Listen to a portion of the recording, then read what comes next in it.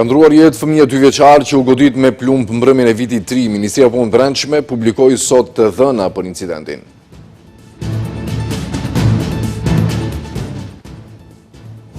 Policia e Kosovës ka arrestuar sot të dyshuarin për incidentin në qarqinë e Shkupit ku mbeti i vdekur një shtetas turk. Pritet që të fillojnë procedurat për ekstradimin e tij.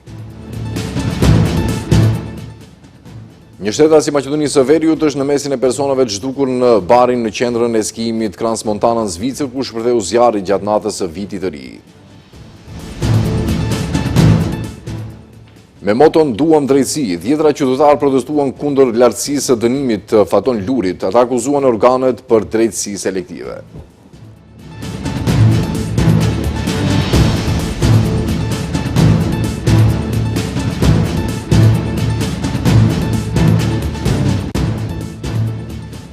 Të nderuar shikues, përshëndetje.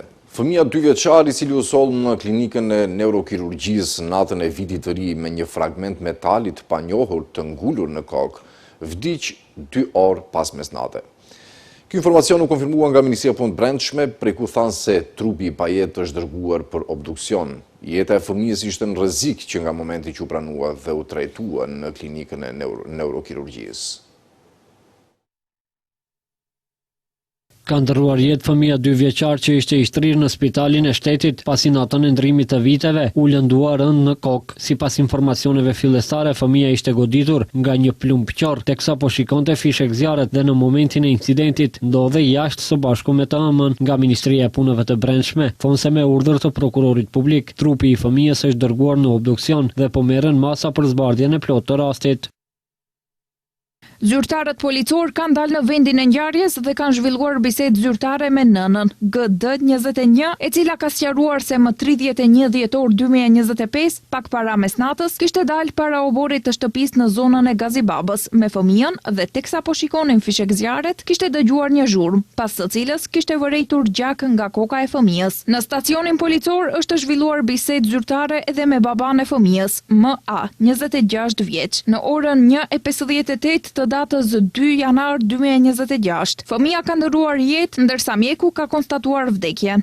Me njoftim zyrtar për këtë rast kanë dalë edhe nga Ministria e Shëndetësisë. Nga atje njoftojnë se mjekët kanë bërë përpjekje maksimale për të shpëtuar jetën e fëmijës, por fatkeqësisht fundi ishte tragjik. Pavarësisht përpjekjeve maksimale të ekipit mjekësor, përfundimi ishte tragjik. Shprehim ngushëllimet tona më të thella dhe më të sinqerta për familjen dhe të afërmit në këto momente jashtëzakonisht të vështira. Bëjmë apel të gjithë qytetarëve që festat të shënohen në mënyrë të qetë dhe dinjitoze, pa përdorimin e mjeteve piroteknike, fishek zjarreve e veçanërisht pa përdorimin e armëve të zjarrit. Pasojat e një sjelljeje të tillë të papërgjegjshme janë serioze dhe për fat të keq mund të jenë edhe fatale. Rrethanat nën të cilat ka ndodhur rasti janë ende objekti hetimit, kujtojnë fëmia fillimisht u trajtuar në spitalin e qytetit, ndërsa për shkak të seriozitetit të lëndimeve u transferua në klinikën e kirurgjisë pediatrike, ku mjekët konstatuan gjakderdhje në tru me përfshirje të gjithë ventrikujve të trurit. Autoritetet e Kosovës kanë kapur sot personin e dyshuar për incidentin në qarqinë e vjetër të Shkupit ku mbeti i vdekur një shtetas turk gjatë mbrëmjes së vitit të ri. Policia e Kosovës ka njoftuar se pas ndalimit do të fillojnë procedurat për ekstradimin e tij. Drejtoria për bashkëpunim ndërkombëtar policor, përkatësisht njësiti i saj Fest, kanë identifikuar dhe arrestuar një të dyshuar, shtetas turk i kërkuar nga autoritetet e Maqedonisë së Veriut për veprën penale vrasje, e ndodhur një ditë më herët në qytetin e Shkupit, thonë nga policia e Kosovës. Ndërkaq me urdhër të prokurorit, ata thonë se personi i arrestuar dërgohet në ndalim policor për 48 orë për të vazhduar me procedurat e tjera ligjore. Sot, më datë 2 janar 2026, rreth orës 24:30 zyrtarët policor nga Drejtoria për Bashkëpunim Ndërkombëtar Policor në bashkëpunim dhe në koordinim me njësitin e policisë kufitare kanë bërë identifikimin dhe arrestimin e personit të dyshuar, shtetas turk i kërkuar nga autoritetet e Maqedonisë së Veriut për veprën penale vrasje, e ndodhur një ditë më herët në qytetin e Shkupit.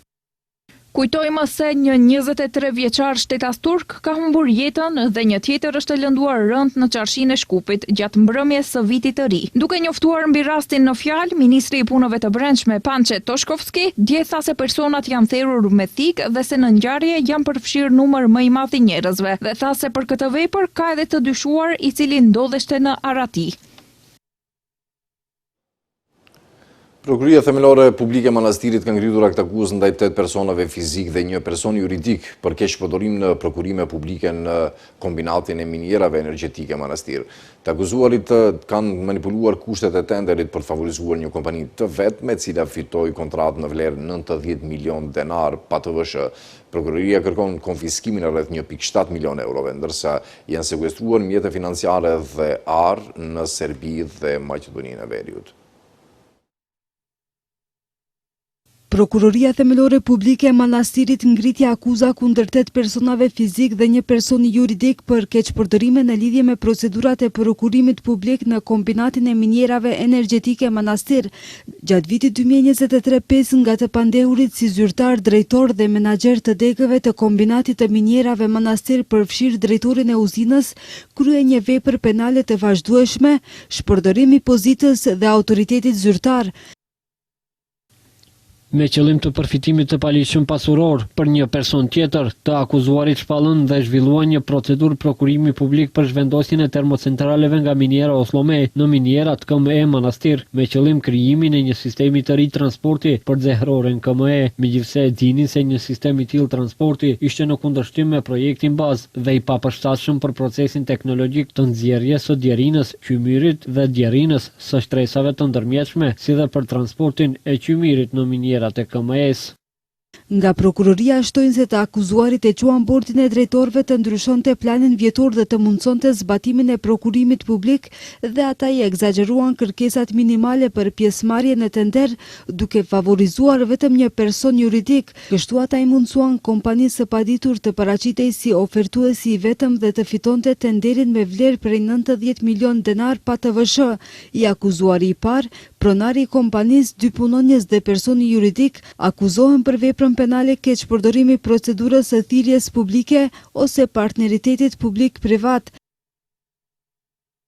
Me akt akuzën, prokurori publik propozoi të sekuestroj shumën prej afërsisht 1.7 milion eurosh përfshirë të vëshën që i janë paguar kompanisë si rezultati krimeve të kryera. Për këtë qëllim, prokuroria gjatë procedurës, duke përdorur instrumente ndihmëse juridike ndërkombëtare, gjeti dhe siguroi 1.2 milion euro, 1.000 franga zviceriane, 3 monedha ari, një shofer ari dhe një kasafort bankare në Beograd, në pronësi të akuzuarit të parë, si dhe mbi 500.000 euro në llogari bankare vendase.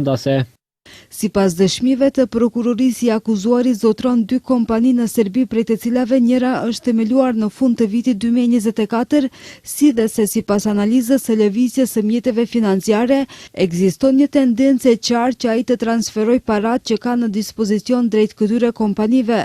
Po ashtu, prokuroria e vlerësoi faktin se i akuzuari mban lidhje të afërta edhe me shtete të tjera ku mund të ketë mjete financiare, çka e bën serioz rrezikun e aratisjes. Për këtë arsye, prokurori publik i ka dorëzuar gjyqtarit të procedurës paraprake propozim për vazhdimin e masës së paraburgimit të caktuar më herët për këtë të akuzuar. Në barin në qendrën e skimit Montana në Zvicër, ku shpërtheu zjarri gjatë natës së vitit të ri, ka qenë i pranishëm edhe një shtetas Maqedonas. Këtë konfirmoi sot në një konferencë për media zëdhënësja e qeverisë Maria Miteve, duke shtuar se për momentin nuk ka informacione shtesë për rastin, përkatësisht për gjendjen shëndetësore të personit. Ndërkaq, Ministria e Jashtme e Maqedonisë Veriut i ofroi ndihmë Zvicrës për përballje me këtë tragjedi. Zvicra shpalli 5 ditë zije për viktimat e zjarrit që shpërtheu në një bar në qendrën e skimit Crans Montana gjatë natës së vitit të ri. Presidenti zviceran Gaj Parmelin, duke njoftuar shpalljen e 5 ditëve zije, e përshkroi këtë aksident tragjik si një dramë me përmasa të papara. Policia e kantonit Valais deri tani ka raportuar rreth 40 të vdekur dhe rreth 115 të plagosur, shumica prej tyre rënd. Autoritetet zvicerane njoftuan se identifikimi i viktimave mund të zgjasë disa ditë, derisa dhjetra familje vazhdojnë të kërkojnë të afërmit e zhdukur dhe shumë prej të lënduarve mbeten në gjendje kritike. Në mesin e personave të zhdukur është edhe një shtetas i Maqedonisë së Veriut. Zëdhënësja e qeverisë Maria Miteva konfirmoi se ka një shtetas të Maqedonisë së Veriut që ende është i zhdukur dhe ndodhej në ndërtesën e zjarrit tragjik në barin në qendrën zvicerane të skive Crans-Montana, por se nuk ka ende informacione për të.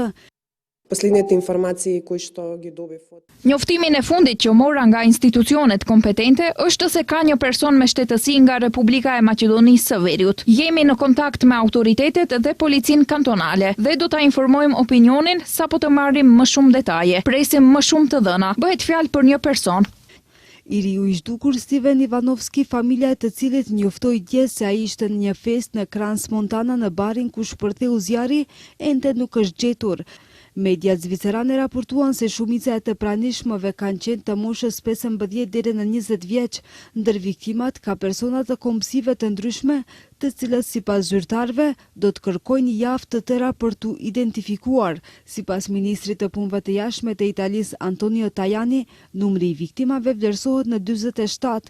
Të lënduarit janë shtruar në spitale në Zvicër, ndërsa disa prej tyre janë transferuar në institucione shëndetësore në Milano, Paris, Lyon dhe Stuttgart, ndërka që edhe Maqedonia e Veriut i ka ofruar ndihmë Zvicrës. Ministri i punëve të jashtme dhe tregtisë së jashtme Tim Çomucunski njoftoi dje pasdite se pati bisedë telefonike me ambasadorin zviceran në vend, Kristof Sommer, pas aksidentit tragjik.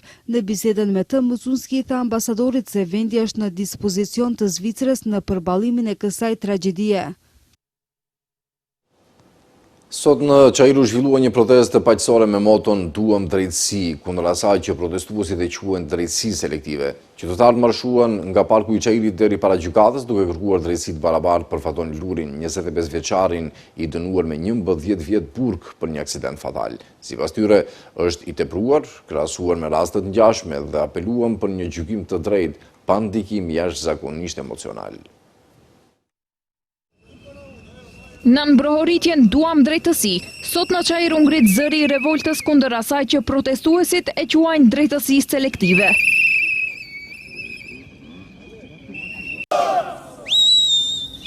Qytetarë të shumtë marshuan nga parku i Çajirit deri para gjykatës, duke kërkuar drejtësi të barabartë për 25 vjeçarin Faton Luri, i dënuar me 11 vite burg për një aksident fatal, që sipas tyre nuk ishte i qëllimshëm. Ata theksojnë se nuk e mohojnë përgjegjësinë, por kundërshtojnë ashpërsinë e dënimit, duke paralajmëruar se padrejtësia e sotme mund të prek këdo nesër. Jemi mbledh këtu sot me shpreh revoltën tonë që u ka bon shokut tonë Faton Lurit, është dënu do me thonë me një dënim shumë të madh, nuk kemi të kënaqur, po e kemi një pyetje deri te shteti, deri ku do të vazhdoj kjo padrejtësi. Do me thonë shqiptarët dënohen në gjendje mizore, ndërsa pala maqedonse me videokamera, me fakte, me vrasje, me paramendim, do me thonë falen. Deri kur do të jetë kjo padrejtësi ndaj shqiptarëve këtu. Ne kemi ardhur sot, kërkojmë drejtësi në mënyrë paqësore, sepse nesër mund të na ndodhë të gjithë neve. Andaj jemi këtu dhe shprehim pak kënaqësitë tona si popull shqiptar që marrim dënimet në këtë shtet. Faleminderit.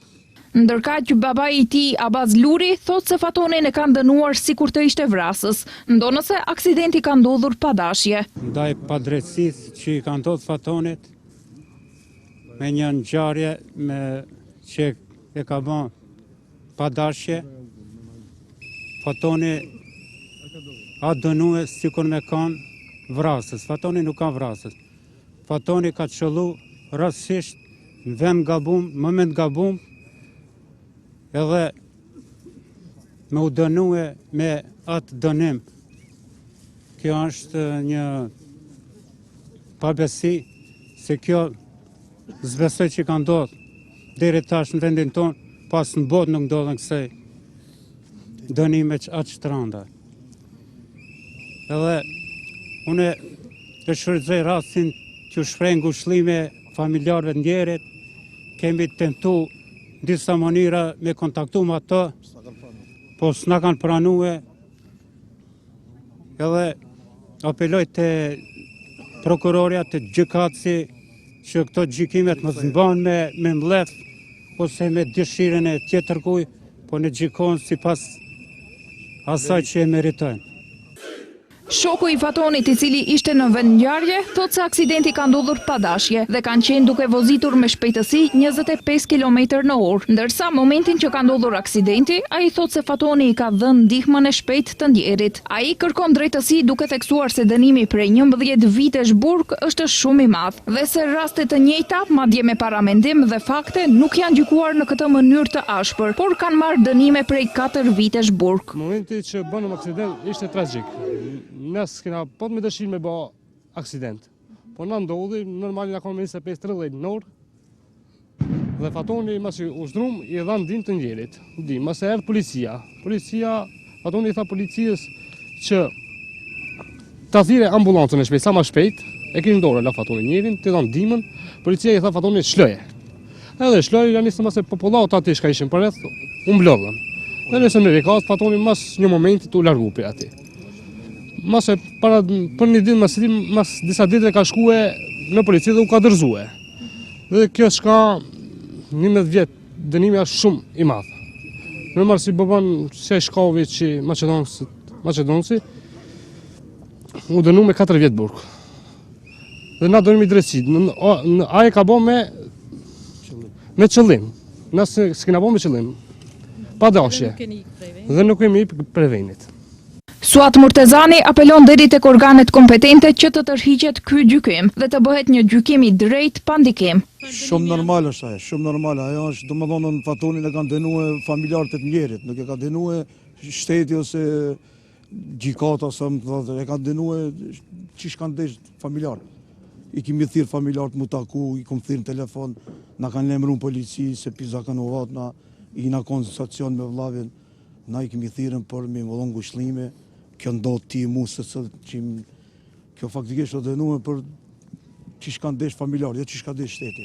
Edhe apelojmë te shteti, te organet që të mirët kjo dënohet ajo që e meriton. Edhe na do të vazhdojmë deri në fund kismet me Allahun para, faleminderit. Ndërkaq protesta u përmbyll pa tensione dhe pjesëmarrësit u larguan qetësisht nga hapësira para gjykatës. Ata paralajmëruan se nuk do të ndalen këtu dhe se përmes protestave paqësore do të vazhdojnë të kërkojnë drejtësi dhe trajtim të barabartë nga institucionet. Ministri i Ekonomisë Besar Durmishi njoftoi sot se nga 1 janari ka hyrë në fuqi ligji për mbështetje financiare të investimeve që synon forcimin e ekonomisë formale dhe rritjen e vendeve të punës. Sipas ministrit, me këtë ligj punëtorët përfitojnë pagesë për orë dhe sigurime, ndërsa punëdhënësit procedura më të thjeshta dhe fleksibilitet. Lufta kundër ekonomisë së zezë dhe formalizimit të njëjtës vlerësohet si një nga përcaktimet më të larta strategjike të qeverisë dhe segment kyç i agjendës reformuese, deklaroi kështu ministri i Ekonomisë dhe Punës Besar Durmishi, duke cituar të dhënën nga enti shtetëror i statistikës. Durmishi tha se në vitin 2024 në vend ka pasur 694.000 të punësuar, nga të cilët parafërsisht 85.000 kanë qenë të punësuar në të zezë. Mes tjerash, Durmishi njoftoi se nga dita e parë e vitit 2026 ka hyrë në fuqi ligji për angazhim sezonal të punonjësve. Ligji mundëson angazhimin me punë të punësuarve, të papunëve, studentëve, nxënësve dhe pensionistëve, pa e humbur me këtë rast të drejtat e tyre deri më tani të cilat i kanë pasur. Përfituesit e ndihmës së garantuar minimale nuk humbasin të drejtat e tyre sociale edhe të fëmijës. Të papunët nuk fshihen nga evidenca e të papunëve dhe nuk humbasin kompenzimin e tyre në para. Pensionistët nuk humbasin të drejtën e tyre për pension, ndërsa studentët dhe nxënësit i ruajnë të drejtat e tyre nga sistemi arsimor. Sipas njoftimit, në fazën e parë janë përfshirë veprimtaritë ku ekonomia e zezë është më e theksuar, si bujqësia, pylltaria, peshkimi, objektet akomoduese, veprimtaritë e shërbimit të ushqimit dhe veprimtaritë për anëvisri. Sipas analizave të bëra me zbatimin e ligjit, pritet formalizimi i deri në 12.000 punëtor sezonal në bujqësi dhe rreth 5.400 punëtor të palajmëruar në turizëm, hoteleri dhe shërbimet. Respektivisht përfshirja e përgjithshme është në total rreth 17.400 punëtor. Kjo reformë sjell përfitim dhe për punëtorët edhe për punëdhënësit. Punëdhënësit marrin fleksibilitet dhe një procedurë të thjeshtësuar administrative, ndërsa punëtorët marrin pagesa për orë, kontribut të sigurimit pensional dhe invalidor, kontribut shtesë në sigurimin e detyrueshëm shëndetësor në rast të lëndimit në punë ose sëmundje profesionale. Në përmbyllje, Durmishi rikujtoi se nga 1 janari ka hyrë në fuqi edhe ligji për mbështetje financiare të investimeve, i cili së bashku me masat e tjera do të zbatohet paralelisht për të luftuar ekonominë e zezë dhe për të forcuar ekonominë formale. Ai theksoi se ky kombinim ligjor krijon një klimë më të qëndrueshme dhe të parashikueshme afariste, duke nxitur investimet, hapjen e vendeve të reja formale të punës dhe rritjen e sigurisë për punëtorët. Ministri i Ekonomisë gjithashtu u shpreh se javën e ardhshme do të analizojnë çmimet e produkteve që qytetarët kanë paguar në fund vitit kaluar dhe në fillim të këtij viti. Qëllimi është të shihet nëse ka pasur shtrejtim dhe sjellje deviante nga tregtarët. Ai shtoi se pas analizave dhe verifikimit të pretendimeve për çmime më të larta, do të njoftojnë se si do të veprojnë më tej. Kjo deklaratë e Durmishit vjen pas reagimeve të qytetarëve para festave të vitit të ri, të cilët thanë se çmimet në markete janë shumë të larta.